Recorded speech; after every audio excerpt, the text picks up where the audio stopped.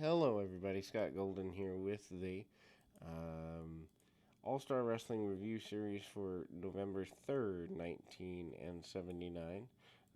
Continuing the foray into the this particular brand. Both guys doing the announcing, of course, Vince McMahon and Bruno Sammartino at this time period, wearing banana yellow jackets. Um, Interesting times as we got new tag team champions in Santana and Putski. Also interesting times in the fact that we have a lot more heel manager presence than previous weeks. Got Classy Freddie Blassie introducing and supporting the run of Hussein Arab, who later becomes the Iron Sheik, and he beats Moose Monroe 453 with a knee drop. Obviously, a knee drop being you know, being a major force in the area. Anyway, Hussein Arab, really basic moves, nothing to write home about. Punch, kick, lots of stuff. Obviously, the Iranian conflict and the geopolitical nature of things causes lots of heel stuff. Monroe does fight back a little bit, but doesn't get nearly as much offense as the eventual world champion Hussein Arab, who later, of course, for those who aren't aware, becomes the Iron Sheik. Punch kick, basic around. Sheik manages to take his man down pretty simply, and ultimately gets where he can. Not exactly everything he wants, but manages to do some little tiny things along the way, and keeps things going in a positive direction that way. Obviously, we see Sheik bearing down on his guy, trying to get what he can out of it. We finally do get another match this time. One of the Valiants, the Valiants on their own 2 feet here without Captain Lou Albano. Albano dumping them last week after losing the championship, which seems to be a regular foray. Albano only interested in having the champions, and when they're no longer champions, he's unhappy. Jimmy Valiant, who is a rare competitor with Johnny, goes to a double countout with Dominic DeNucci, 754. Not exactly the best of matches, of course.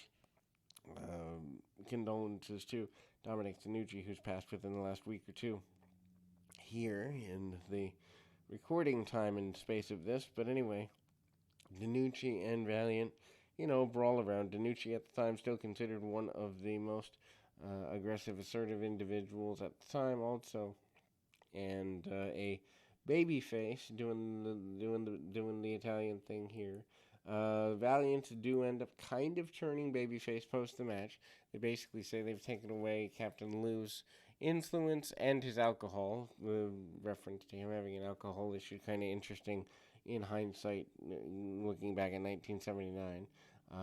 Jimmy Valiant brawling with DeNucci on the outside of the ring.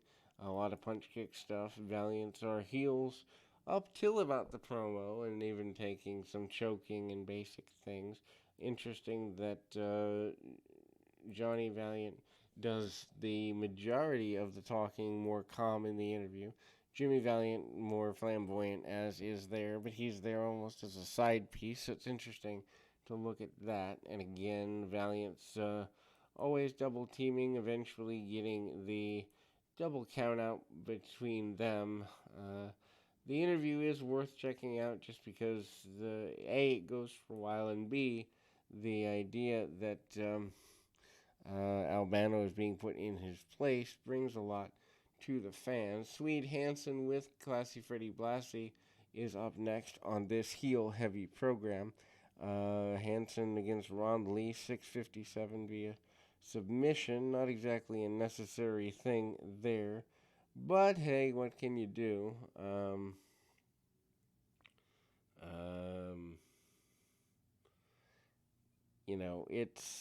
it's there. We get a little bit of a run, and the matches are longer than normal this week. Not quite sure why. Maybe they're just kind of hooking things up.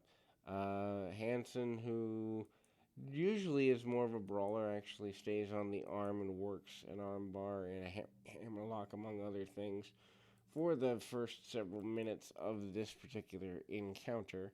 Hansen actually takes longer with this match than average, comes and cinches up on the arm and the hammerlock and wrist lock, almost rolling the wrist over and tying his man up in the ropes as well, doing everything he possibly can to get an advantage.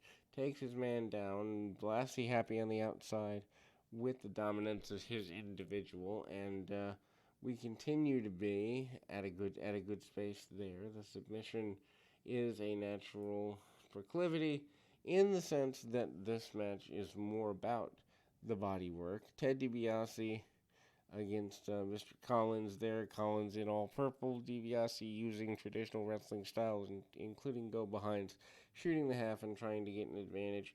Never really does recover from his North American title loss. Not to say that he's in a bad space, but you can see they don't really have, post that loss to Pat Patterson, a major role for DiBiase going forward. DiBiase working for about just under 7 minutes with his opponent here and struggling for positions in this enhancement talent match. The enhancement talent a little bit bigger than DiBiase, maybe not permanently bigger, but bigger nonetheless, and DiBiase finally does get the victory here, but shouldn't take him nearly that long, having been a champion in the area, to say the least. Anyway, we go to the end run, and obviously DiBiase gets the victory here. We will close with that. We'll be back with more right after this.